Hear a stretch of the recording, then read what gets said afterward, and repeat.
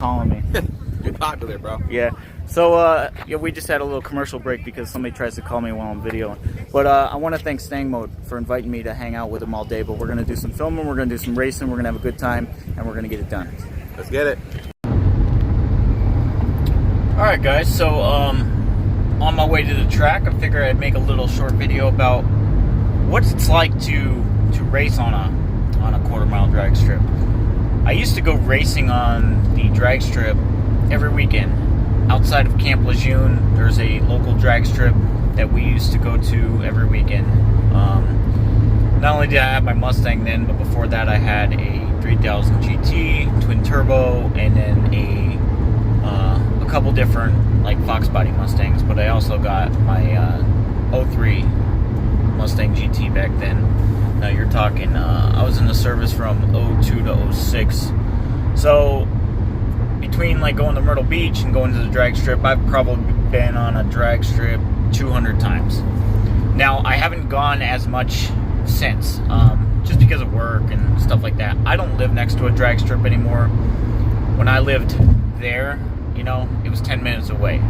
Where I live now, there is no drag strip that I could just go to in 10 minutes. They're all like a trip.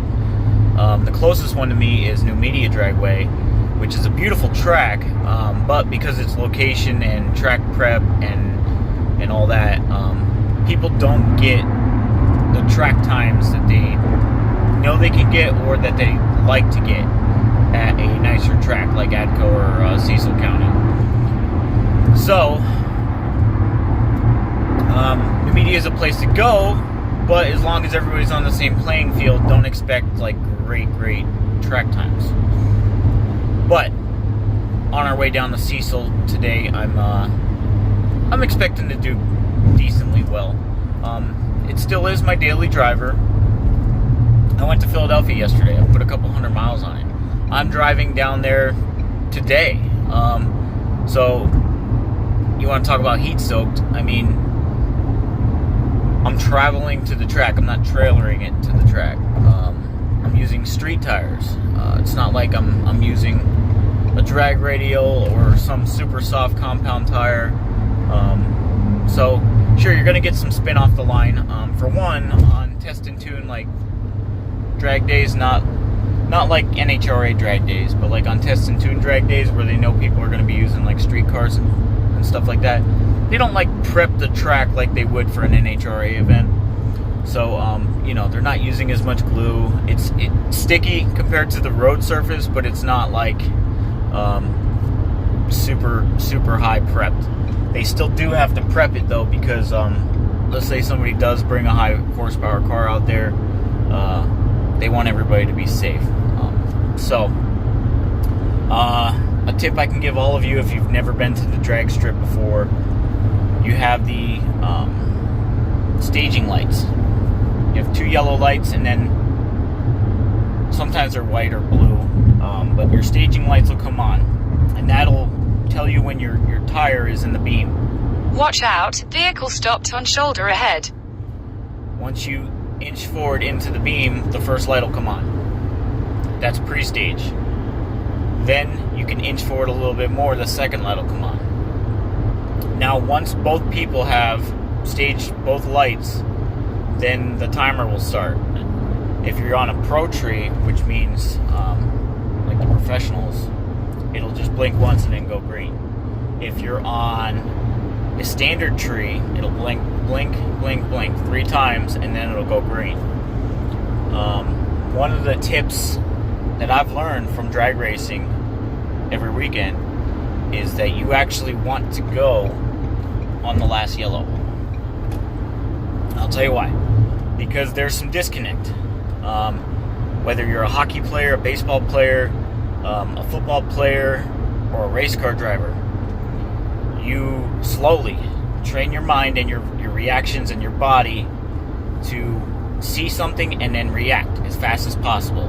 Whether it's processing the information or it's the fast twitch muscle fibers in the body part that you want to either catch the football or hit the baseball or press the gas pedal, shift.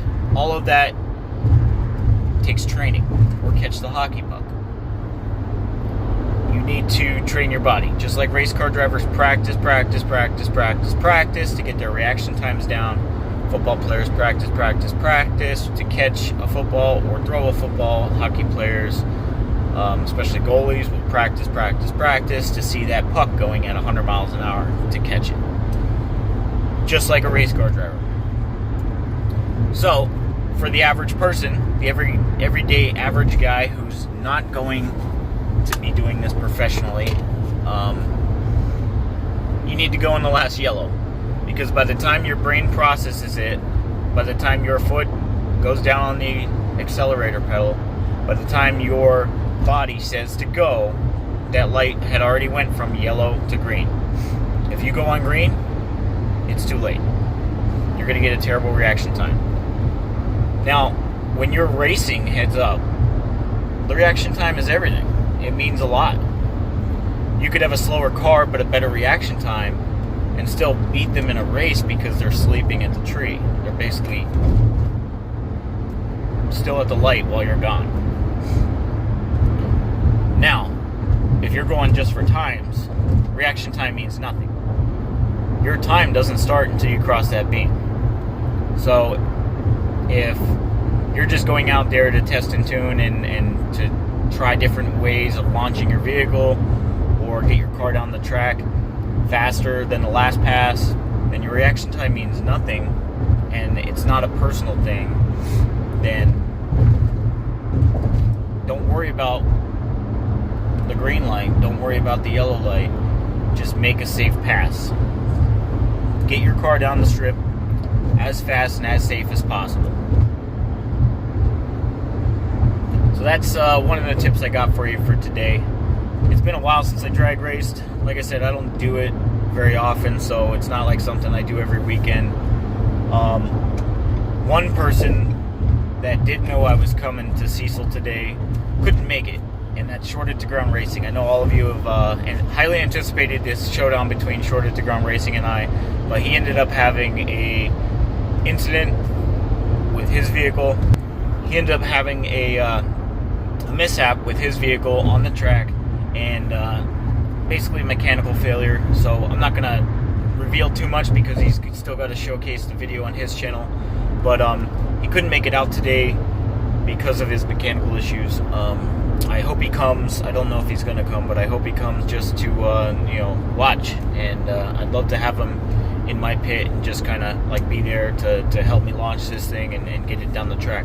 But and I'd really like to meet the guy and talk to him. So that being said, he's the only person that knew I was coming because I asked him a day or two ago if he was going.